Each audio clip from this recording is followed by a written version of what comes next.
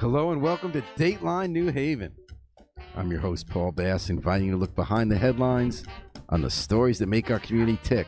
Well, there's a fun story making our community tick in 2026. It's a New Year's story. It's going to follow us through the year, and it's something that's going to make us feel better when we're reading some of the other headlines of what's been going on, and maybe like not every headline has to be making us cry. The headline is we're starting a campaign called Best City to Start. Best City to Start. It's a campaign to make it easier to start a small business in New Haven, a bakery, a flower shop, a skate shop, anything. We got three of the people getting this campaign off the ground and also have experience starting businesses to tell us what this is all about and how we can do more with it.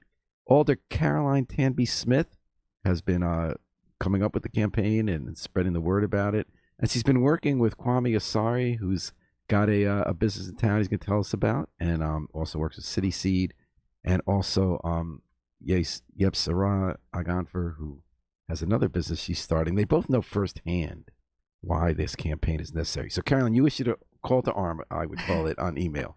You said starting a business in New Haven should not take months, should not cost hundreds of or thousands of dollars, or exhaust your hope. That's a biggie. New Haven should be the best city to start a bakery, a flower, a skate shop, anything. How did you come up with this, and what's this all about? First of all, thank you so much for inviting us to be on this show, Paul, and so excited that you two are here and so excited for more people to hear about your story and your experience of starting a business here in New Haven. So backstory, Best City to Start is a policy initiative to look at policies around our permits and licenses to streamline them to make our city the best city to start a small business. And the underlying kind of core philosophy of the campaign is that I really believe that New Haven is a city of entrepreneurs, of builders, and neighborhood innovators. Back in 2017, I had the privilege to co-found Collab, a small business accelerator, alongside Margaret Lee, and as a result, got to sit across the table in front of hundreds of entrepreneurs across every single neighborhood. And I think what we hundreds. Oh yeah, I mean, what we don't have a dearth of in New Haven is the energy, the brilliant ideas for individuals across every single neighborhood who want to start a restaurant, a food truck, and a service organization. However, what I did experience in building Collab is that there are some gaps and some barriers in the process for individuals to take that idea, take that passion, and turn it into a small business that employs individuals here, that fuels their own families and neighborhoods. And so the campaign is about looking particularly at some of the tools that we have control over, some of our permits, our licenses, our legislation, to be able to say, are there fixes that we can make to make it easier for a small business to start? Because something I heard over and over again from so many entrepreneurs is that it can be a confusing, daunting process, navigating the permitting and licensing process.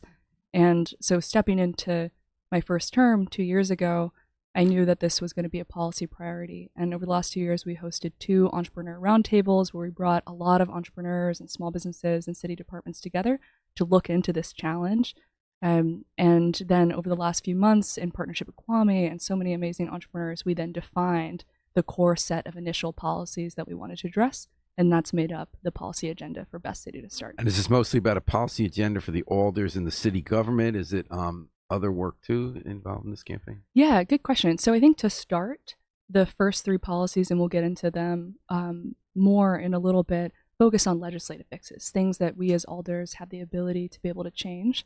Things like reducing our fee for the catering license, making it easier for CPG products, making it easier to have outdoor dining. Those are things that we have control over. But the hope is that the agenda is really expansive. Even in the past 2 weeks of launching the campaign, heard so many incredible ideas, everything from zoning to starting a small business cabinet to working with our librarians to have librarian support in the permitting and licensing process. And those don't have to necessarily do with policy. And so the hope is that the agenda focuses on some concrete legislative changes, but can span everything from programming to otherwise that individuals are excited about that can make us closer to that horizon line of the best city to start. Caroline, is there any kind of meaningful statistics about how many people start businesses or how many we have? Because it's tricky because they count LLCs, and that's often someone's, post office box or 5 different LLCs for 5 properties. Yeah, it is a little bit tricky for that reason. I actually dug in a couple years ago to the back end of that work just to see how New Haven was comparing to some other cities. I think it'd be great to just validate some of that data. My sense was that I think generally post-COVID, there's been a surge in energy across multiple cities for individuals who want to start a business. And we want to make sure that New Haven's keeping track with some of the other cities that also have high rates of business starts. I think that'd actually be a really great engagement with Data Haven to dig into that. I've asked Mark Abraham from Data Haven for a little bit of advice on that, just to be able to give us a baseline of just what just taking that anecdotal feel of energy of business starts and making sure that's mapping on to a real horizon line of numbers. And Caroline, you talked about your work with the nonprofit Collab that you started to help local entrepreneurs start small business. You talked about these entrepreneur roundtables you helped organize. In between that, you became an alder, and you had constituents ask you for help. Yeah. And it turned out a bunch of those constituencies were people often on State Street area starting a business who it took a year longer than they thought it was going to take. How much did that have to do with this? Did they all end up opening or with you? Absolutely. It's a great point. In addition to my experience with Collab, had sat down with really fantastic business owners, people like Bill Frisch from East Rock Breads, the team over at the Crooked Goat, and just have had the privilege to sit down with some of these entrepreneurs who were getting businesses off the ground in Ward 9 and were running into challenges. And usually, to be clear, I want to be really clear that our city departments have incredible staff members and team members who work really, really hard to support small businesses as much as they can. But I think it's our responsibility to kind of take a look at our rules to both make it easier for both the small business owner and the entrepreneurs, and also make it easier for city staff to be able to navigate. And so, Upper State Street, over in the last year alone, we had 5 businesses that opened. You and I went on that walk together to Upper State Street. And in almost each of those examples, they had run into challenges with the permitting and licensing process, everything from, real sort of challenges that could be changed legislatively to even things that are more about, I wish there was a checklist. I wish that even if we kept the rules the same, it was just easier to understand. And that part really doesn't require a policy fix, but is more of a cultural fix. And I think if I were to say one last thing about the sort of spirit of the campaign, it's focused on some of these legislative fixes. But I think more than anything, it's trying to challenge us to have a philosophy in the city of a spirit of yes. We have this energy. We have so many individual residents and neighbors who are saying yes to business ideas. Can we as a city and as a coalition of organizations and individuals and city departments also have that spirit of yes, so that individuals can take that idea and make it actually real? We're talking about the best city to start. We're starting off the year with a new campaign in New Haven, the best city to start, meaning the best city to start a new small local business. We're talking to Caroline Tanby Smith at Alder, who got this thing going with the help of people like Kwame Asari, who's here, who's going to tell us about his business, and Yeb Sarat Aganfer, who also has a business that she has some experiences going to be helpful. So Kwame, you started Oshito? Oshito, yes. Oshito, okay. Yeah. And you're and that's tell us about that business, and you're also a board member of City Seed. I'm a board member of City Seed. First off, thank you for having me here. So Oshito is a Ghanaian pepper sauce condiment company. The word shito, it's sounds like an expletive term, but in my culture, in my Ghanaian language, the word shito actually means pepper, and it's also the word for this pepper sauce that's ubiquitous to Ghana. I wanted to spread my culture, my Ghanaian culture. I came to the United States at the age of 10. And, in part, I felt there was a part of my culture that was missing from me. So this brand was really a connection to Ghana myself, and also just trying to spread the beauty that my culture has to give through food. And so what happened when you tried to start the business, relevant to the discussion, was this piece of cake said, I got this sauce, everyone's going to love it. I got all my license. You went to City Hall, hour later, you're in business, right? You would think it's that easy, right? So starting a business is great to have the idea, right? And I think another great element was being a part of Collab. So I'm actually a graduate. You went through Collab? Okay, I did. Nice. You must be very proud, Caroline, when you hear that. So proud. So proud. Yeah. So I graduated in 2020. So that was such a wonderful piece where you're learning all the key components of starting a small business. Then comes the hard part, right? So there are 3 different layers. So you have to register on a federal level. So for my CPG brand, it has to be FDA registered.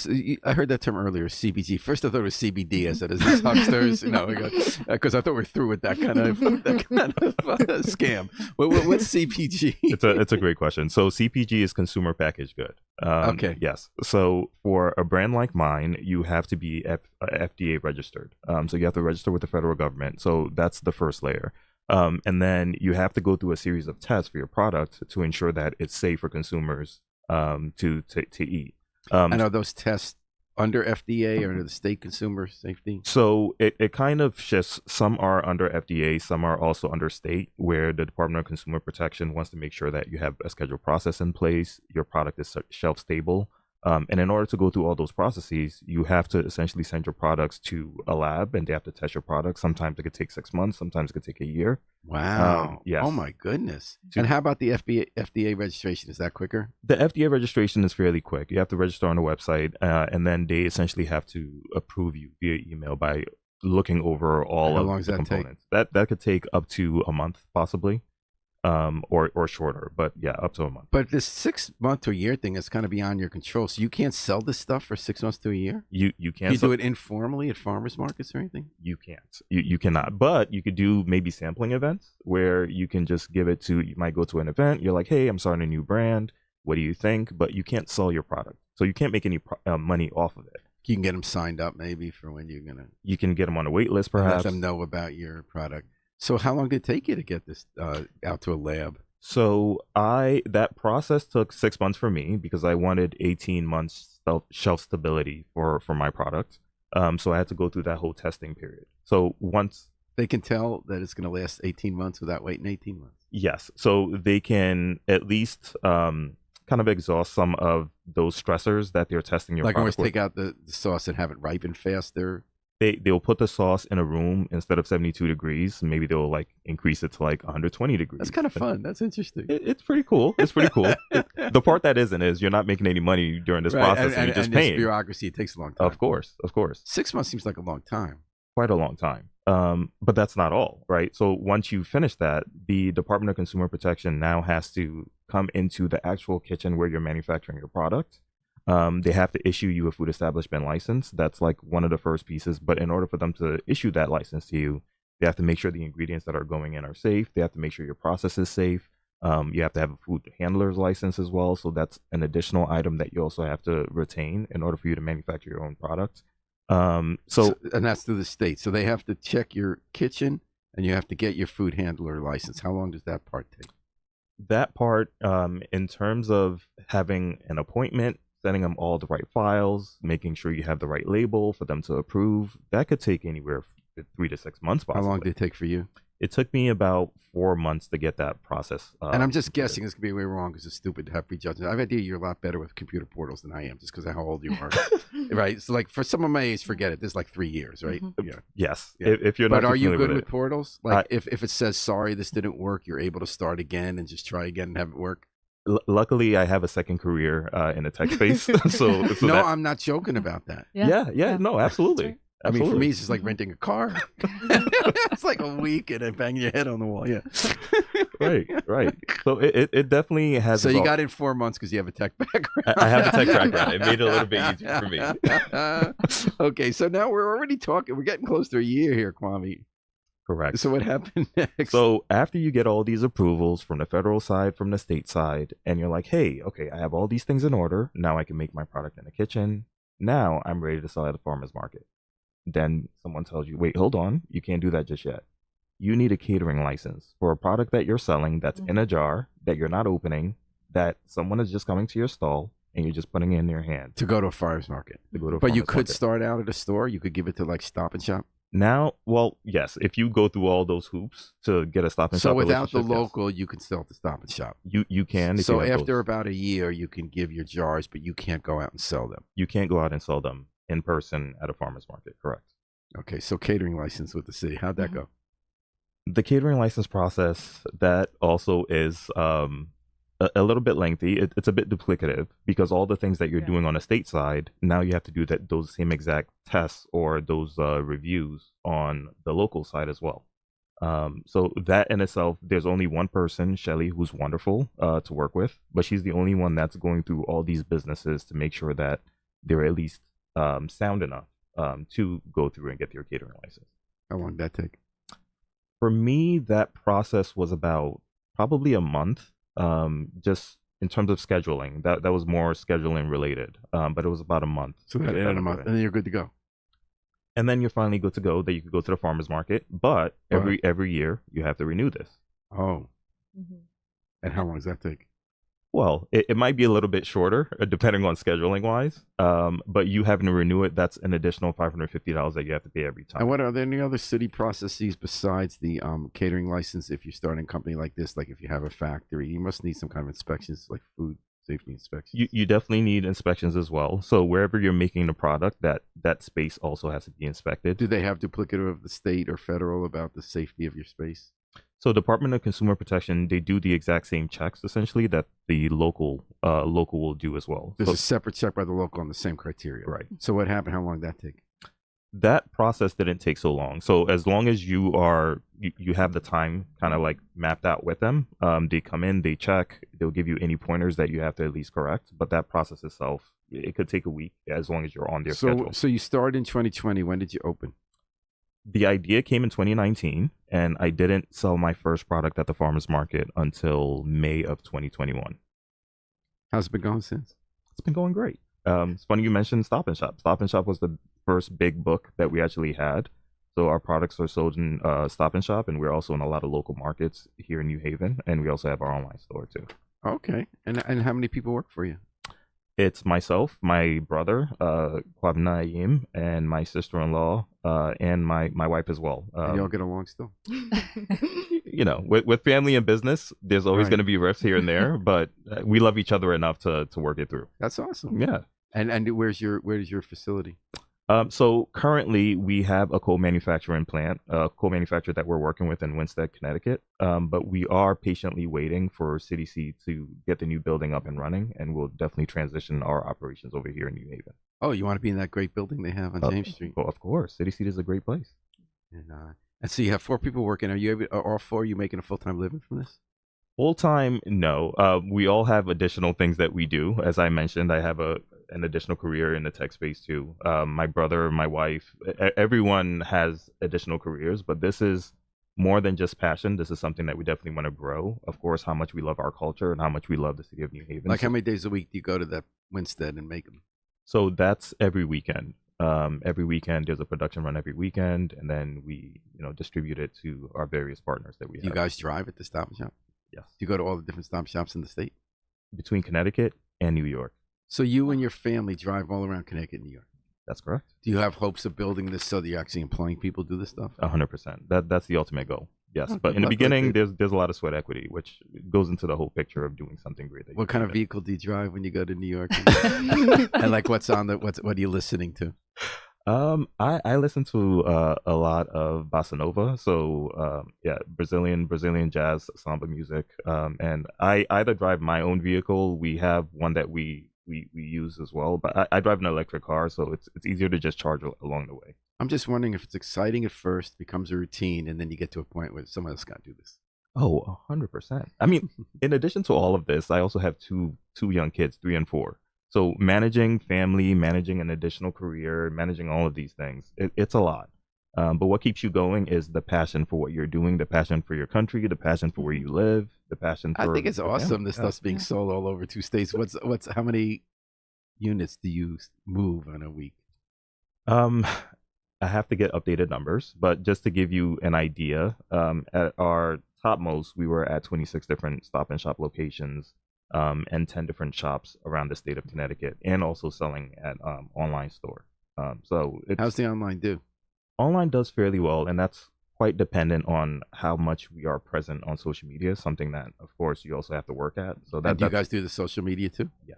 And Yeah. you also like wrap up the box when someone orders online. all of that. Man, you're working it. You are working the sauce.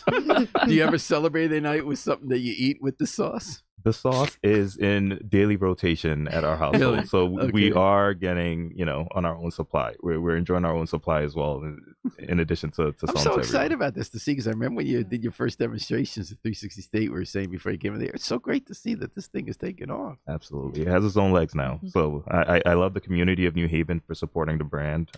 Without everyone supporting it, it wouldn't be where it is. So But now you decide to get involved to help others with this coalition. So you're involved in City Seed. What's your involvement there, and why did you get involved with that? So I'm on the board, and I think that's in large part to me going through Collab, also going to the farmers market every weekend, and I just want a representation for the entrepreneurs that are in New Haven that are involved with City Seed. The board is excellent. The board is great, but there isn't representation in terms of entrepreneurs. So for me, I thought it was quite important to give that perspective from an entrepreneur standpoint. And I think there's also many different pockets in New Haven too that need representation as well. So I just want to make sure that the voice is heard from. It's so interesting to me how institutions evolve. So CDC gathered some other great kind of food justice and community food groups that were kind of environmental groups that kind of needed a reboot, and they have this great facility with the driving force of someone whose vision is running the place there in Miller, and then it's going to succeed or not based on whether people like you are involved. Right? Absolutely. And I just love that when you come up through an ecosystem that starts with collab, but your own dream too, that you become part of making New Haven more of a place for that. 100%. And that's beautiful. And so this campaign, how did you get involved in this part? Just through City Seed, through Now and Caroline? What's the... Through Noah and Caroline, really just complaining about the things that could be better, and having these conversations with Caroline, who's always very receptive to what the entrepreneur is dealing with, what members of the community need. And we spoke in detail about it. And of course, she took that back and really saw which ways we can change legislation to make things easier for entrepreneurs like myself. And we're talking about Best City to Start. It's a new campaign in town to make New Haven the place for a person with a dream to turn it into a local business. And another person with a dream was Yepsara. Yepsara. Sorry, Yepsara Agonfriend. I'm so sorry that I'm having a little trouble with that. I apologize. And you founded a local butter company. Yeah. Tell me about that. How'd you get the idea for a butter company? So I started Chacha Butter with a best friend of mine in high school. What high school were you at? Cameron Heights. So I'm actually Canadian, and I came to New Haven because I got accepted into the divinity school program. And so it's before everybody from the U.S. started moving to Canada. Yeah. Okay. You watching that at all? You kind of feel like you came here and all. I know. I have some friends right now that are like trying to get their Canadian visas and documents to move over there. But essentially, beginning of 2025, I had this idea of wanting to start a food business with Caroline, who is my co-founder. And as we Caroline or Caroline, different Caroline? Oh, a different Caroline. A different Caroline. Yeah, I didn't think you had time for a butter business. Yeah. Ooh.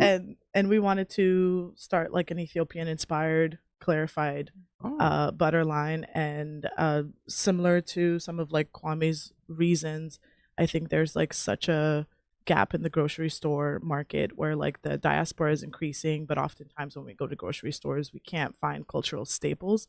And part of this is also like a cultural preservation project, which as we grow and as we sort of disconnect from those like pipelines that get our products from Africa to, North America, like how are we filling that gap, I know it obviously sounds like two markets, people who this is part of their culture, so they can get here, and then people who enjoy products from other cultures, correct? Exactly. Yeah. So were you at Div School while you came up with this? Yeah, I'm still currently a student. That's so interesting. Yeah. Like butter and God. Yeah. I mean, I think food is such a like spiritual experience. I agree with that so much. Yeah, like there's so much that happens around the table, so much like learning and love that is like shared. And vulnerability too, like to eat in front of one another, like to talk as you eat. And so that's always been something that has drawn me. And so in starting a food business, I got introduced to City Seed. So I'm currently an intern at City Seed as a food business account lead. And I just want to stop for a second. Food business account lead, does that mean that when you hear about someone going into the food business, you try to get them involved, or they come to you? They come to us for resources, and we kind of like help them through the licensing process. Oh, kind of like this campaign. Exactly. Okay. And so through that experience, I've gotten a chance to learn a lot of like small businesses like pain points in trying to get licensed, but also in going through that experience myself this year. I was going to say that it sounds like you now have two perspectives. Exactly. What other people you've helped with. So can I ask you about both of those? Yeah, definitely. So you start 2025, not that long ago you started business. So how long has it been taking? You done? Are you in the middle? So we just finally got our like wholesale permit in December. We started the process in June. So it's like taking taken us about like 6 months. And then so like similar to what Kwame said, catering, we started the catering license without fully knowing everything that we needed to, all the ducks we needed to have in order to start it. So we started that process and realized, oh, we need to get a consumer protection license. But the one so you thing, started local, went to state, went to federal. yes, because in order to get your catering license, you need your consumer protection. Right, we went through license. that, but he started federal. Then you could do federal and state licenses, and then local. Yeah. Kind of, you went what most people probably do, which is probably started city hall. Yeah, exactly. And then Was the process the same as Kwame's, or there's some differences with the butter company? the difference is that I guess like they're, I mean, it's pretty similar, I would say. Or do you need any kind of different permits or anything? No, we both like use the same permits, but because our product is like shelf stable and it's like dairy, we had to like send the product like back and forth maybe like 4 or 5 times in order to get like our desired like shelf stability. To Was make that sure... means the tests for self stability? Are there more if it's perishable like this? Sorry. Did you have, because he's in a jar. Yeah. So, not you're not a jar. I mean, your sauce is in a jar. I don't mean, but you have something that perishes. So does that mean that they have to test it more often? Like you said, 4 to 5 times. Did you have to send it 4 to 5 times for a test? I had 4 different SKUs, so I had to send my SKU several times, based on the animal protein that was in. It had different levels of testing. You have animal protein in sauce? Yes. So Shito is special in that sense, where it's a blend of vegetables, spices, and animal protein. So with the FDA, if you're under a certain percentage, then there isn't you don't need to be USDA certified. But if I was over that percentage, that would be another layer of regulations that I'd have. It sounds like, do you need to be USDA certified? Not at this point. So I interrupted you. I apologize. I see you have No 4 to worries. 5 tests for shelf stability. Yes. So we have 3 SKUs. We have like 3 different flavors, and we had to send out each one a couple of times because they also like measure and like test for water activities. And mind you, I think we both got it tested at the same place at Cornell Lab. Right. One of the things. Is that New York? Yeah. Yes, Cornell University. At the main campus in Ithaca? Yeah. Yep. So one of the things about New Haven also is that we don't have like proper like lab testing infrastructure. So we also have to pay like an added fee as an out of state business sending our products to New York. How much did you have to spend? So we spent $190 per product. So you're 3 times $109. Yeah. And how about you? And then shipping costs too, which is like about like $30-$40 each time. It's costly. I had several rounds of tests, so my total cost, I believe, it was like $1,200, I believe, for mine. Yeah. And it sounds like yours was about 220 times 3 or 230 times 3. So you were in the neighborhood of $700. Yeah, and there will be more. I think for us, we just wanted to get like the minimum like required testing in order to get started, because there's just like a lot of like bottleneck in the beginning, and we're like, how can we just push through So this? you pushed through some of these. Any differences from Kwame's that you had to push through? No, I would say like we probably have gone through the same things. I have not done my nutritional guide testing yet, but I think you've done that, so I'm gonna cross that bridge.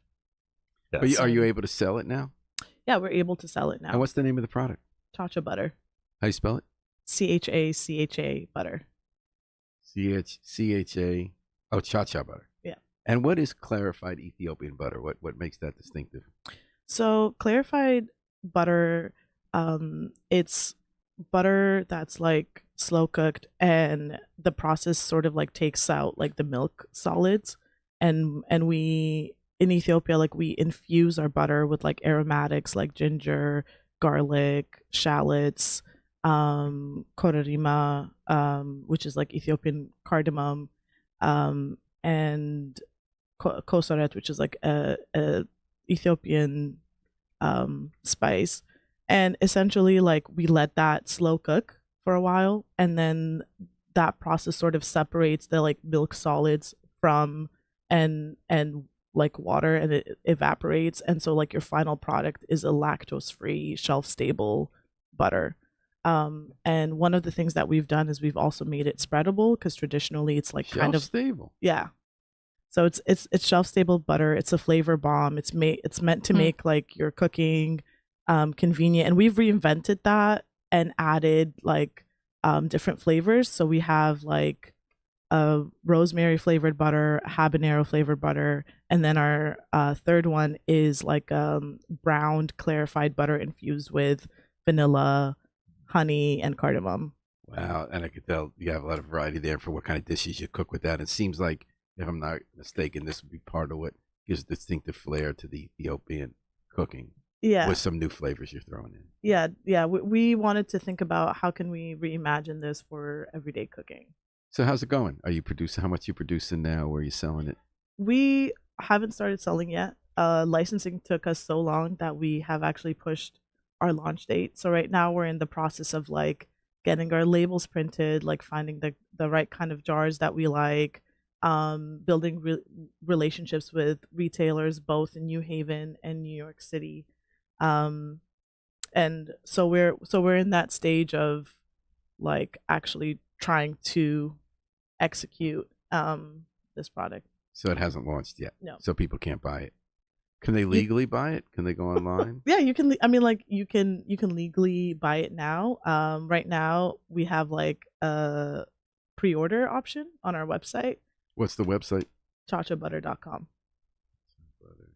And what's yours, Kwame? Oshito.com. OHSHITO.com. No exclamation point there. No exclamation point needed. Yeah. So when you come out of that, what are you hoping to bring? How did you get involved in the coalition? From being an intern at City Seed? Yeah. And so what's your role in this coalition?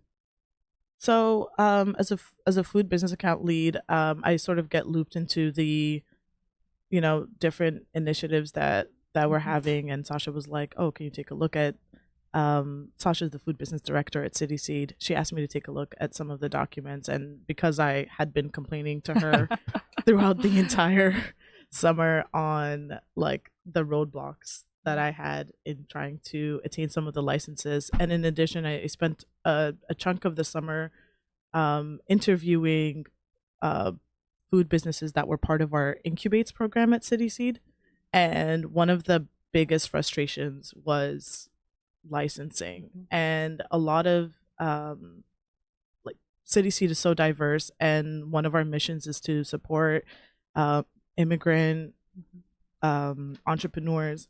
And so sometimes like language is also like a barrier in trying to go through that process. And I think as a city, we should really make it easy to like start businesses, because small businesses do help our economy. Yeah. And so that was like one difficulty, because you start the catering license, the website doesn't tell you everything you need to have. It's once you start the process, they tell you, oh, you actually need a business plan. Which website are we talking about? The CT website. Connecticut. Yeah, the Connecticut catering license. Is it the Connecticut or New Haven one? So the local one, there's a local New Haven website that you could get the information from, City Squared, I believe. Yeah. But you're saying those websites could be better. Yeah.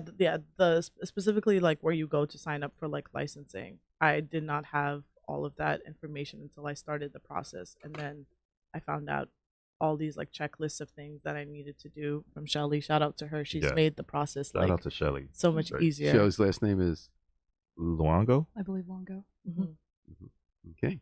And we're talking about Best City to Start initiative to help New Haven be a place where it's a lot easier to start a business. So Caroline, you're in Alder. It sounds like we're starting with 3 suggestions for laws. Have these been introduced yet? They have not been introduced. Two of them, first year free and pickle jar permit, which I can get into, have been introduced as workshops, which will be assigned to committee and then will be scheduled, which will be an opportunity for a lot of entrepreneurs and organizations to be able to testify exactly like Gibsera and Kwame have done right now. So you have 2. Are they bills for workshops? We had to go through the aldermanic process, but they won't. The end goal of the workshop will be recommendations that the committee makes, which in our submission, we included the recommendations, which we can dig into now. So you have two bills. Is that co-sponsored with Sarah Miller? Yes, yes. So you and Sarah Miller put in two bills. Yes, two workshops, which would then become bills. And what are they calling for? Yes. So, well, first of all, I feel like what we just experienced is the direct kind of spine of Best City Start. We have two amazing entrepreneurs, Yepsara and Kwame, who have taken the risk that is entrepreneurship. I believe entrepreneurship is defined as individuals taking a risk on behalf of their community. And ultimately, for so many entrepreneurs, is an act of care and an act of love.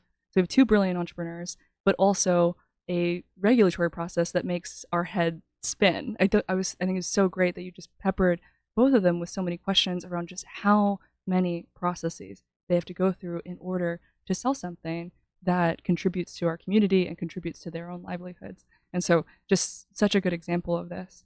But yes, the three policies to start. One is around the catering license that they mentioned. So right now, our catering license as a city costs $650 in the first year. $650? Mm-hmm. $650 in the first year. And then $550 every other year after that. Every other meeting consecutive? Every year after that. And so in doing a survey of many other cities that are similar to New Haven, the average for a catering license fee tends to be around $275. And so New Haven's catering license is almost double the average of most other cities, which is a real barrier. And to kind of put this into relief, I mean, really concretely, so the policy suggestion then is we're calling it first year free, where we make the first year completely free. San Francisco has done something similar where they've made many different permits free for the first year, particularly thinking about how do we lower the barriers for for entrepreneurs in their first year getting started, and create a culture of encouragement to say, hey, we want your first year to be the best year yet. And then in addition to first year free, making it something like $250, something like $275 for subsequent years, on par with other cities. And to put this a bit in relief, You were talking about this for quite a while. been talking for yes. When we walked on State Street over Exactly. here, you were talking about that. Exactly. And, so the actual revenue line item for the catering license is around $30,000 for the city. So just putting this in perspective, we have a $700 million city budget. The category of permits, licenses, and fees is around, on average, around $25 million. And so the catering license revenue line item is 0.001% of just the bucket of permits, licenses, and fees. And so from a revenue perspective, a fiscal perspective of the city, it isn't a revenue driver, nor should it be. But for the entrepreneur, it's a significant barrier and a significant burden. And of course, there is also the case that if we lower the fee, it actually encourages more licenses, which could make up the additional revenue. But so that's first year free, focusing on the catering license. And then second, really applicable to these two, CPGs. is CPGs. So we're Not calling CBDs. we're calling it, it's a cute name. We're calling it the pickle jar permit, or in other words, the packaged good permit. But the idea being that packaged goods are different than other kinds of food businesses and other kinds of catering businesses, and therefore should be treated differently.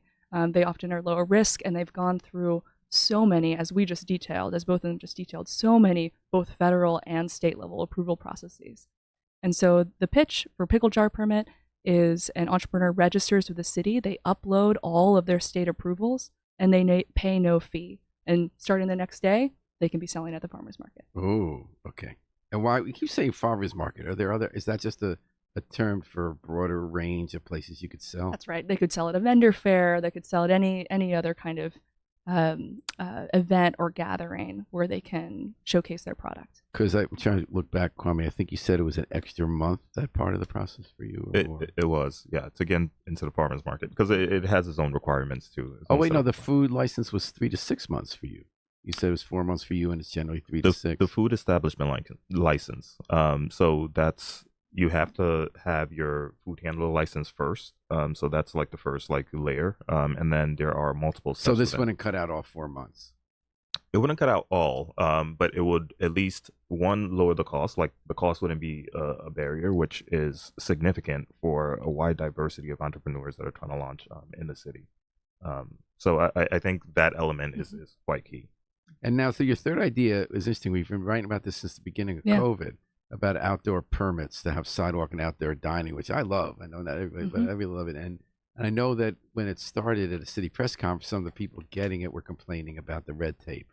That's right. Yeah. So as a city, we've hovered, and it might have been different last year, but we've hovered at around 40 outdoor dining permits for about the last 3 years. Which, to your point, because it's so great for business revenues, it's so great for lowercase b public safety, it's so good for vibrancy, it's surprising that we've only hovered at around 40. And there's a few different reasons why, but one that I've heard from a lot of business owners is that it's just an arduous process, and it's complicated, and it's expensive in some cases, depending on if you want to do just your sidewalk or you want to do a parklet. The entrepreneur I've had the most significant conversations with is JT, who runs the Crooked Goat, who was, it'd be great to have him here, but he was really exhausted by the process. Again, the city staff, especially Anna Mariotti at Economic Development was fantastic, responsive, but just the rules were the things that got in the way. So what we're pitching is a sidewalk patio permit. So San Francisco went very extreme on sidewalk permits. They actually just got rid of them. They said, if you're a business owner, you can just put a table and chairs outside of your restaurant. I think what might make the most sense, because there are some things that are important, things like wheelchair accessibility, ADA accessibility. We have more narrow sidewalks than San Francisco does. And so some of the things that are important are ensuring some of the rules stay in place, like ADA accessibility, a fire marshal inspection. But overall, a restaurateur doesn't have to pay the $180 fee to put a sidewalk and chairs outside of her restaurant. In addition, I think... So you'd like to get rid of the fee? Get rid of the fee. And also take a look at some of the processes to see if there's any rules that we might not need anymore. And then would like to have a broader conversation over the course of the next year. Maybe we get together a working group of entrepreneurs together to talk about specifically parklets.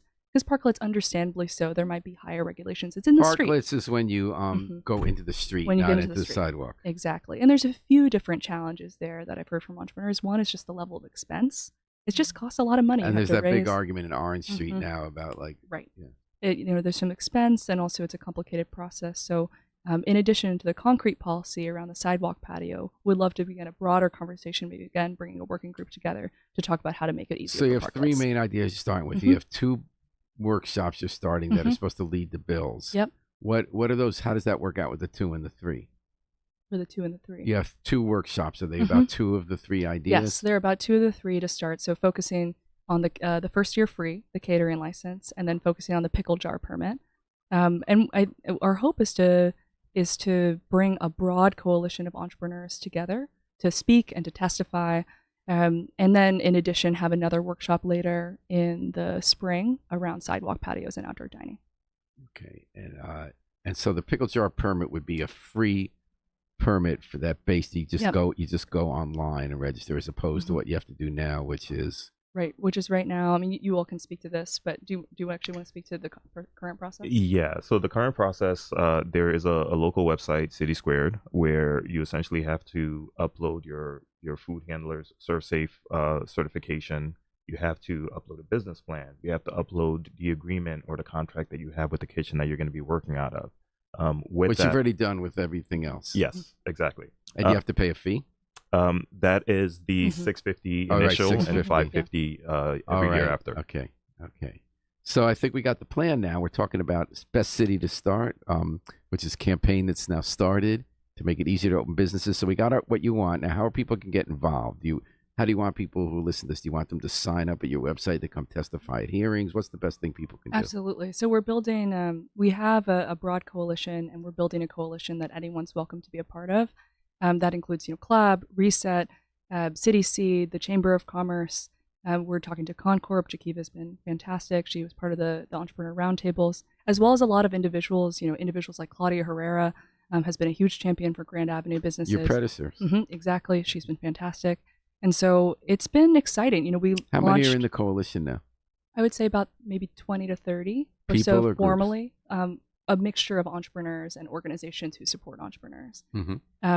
It's been exciting for the last 2 weeks, just the amount of entrepreneurs that have raised their hand and said, this is my challenge too. We actually Kwame and I posted a video yesterday about the pickle jar permit. That was excellent. And to see the amount of excitement from yeah. individuals who have personally experienced this. And So what I would how say, do we get people signed up for that's this? right. So we have a form that's the Best City to Start Coalition form. I can send it to you, Paul, that you can sign up right away. Is it anywhere on the web?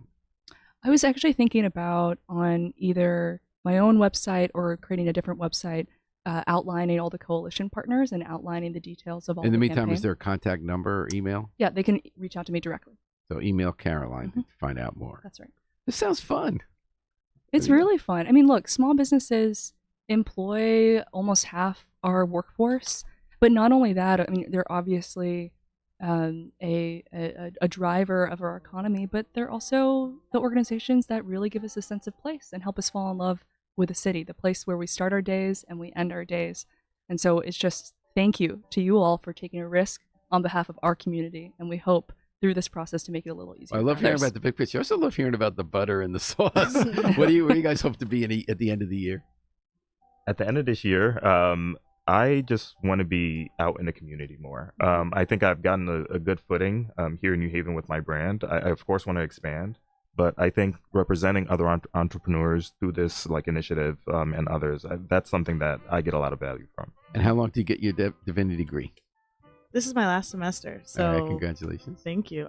We hope to launch in the summer and hope to be in some local stores, both here and New York City. And we really want to create a culture around our product. So, And is this say New Haven and New York City, so not in between? You're kind of focusing on New Haven as a city and New York as a city? yeah. So my co-founder, Chef Caroline, lives in New York City, and I'm here. So we're trying to expand in both cities and create dining experiences and events, parties to kind of go along with our brand and, creating a culture around it as well. We're still going to look for a pulpit. No pulpits. No pulpit. What do you hope to do with the degree? I would like to get into social entrepreneurship. I would like to continue my work with Chacha Butter and City Seed as well. It's such a wonderful meshing of those two. Yeah. Well, I wish you both luck. I mean, I have no doubt you're going to succeed, and I hope this whole campaign multiplies you folks by 100 or more. Oh, Thank you, Paul. Thank Thank you, you. Paul. Thanks for coming, Appreciate all of you. Caroline Tanby Smith, Yebsir Aganfer, and Kwame Asari for coming on Dateline New Haven. Thanks to Harry Drost for working the controls. As always, we're going to take it out with the Afro-Semitic Experience performing I Wish I Knew How It Feel to Be Free from the group CD A Plea for Peace. This is Paul Bass inviting you to fly free with us all day and all night long on WNHH, New Haven's home for community radio.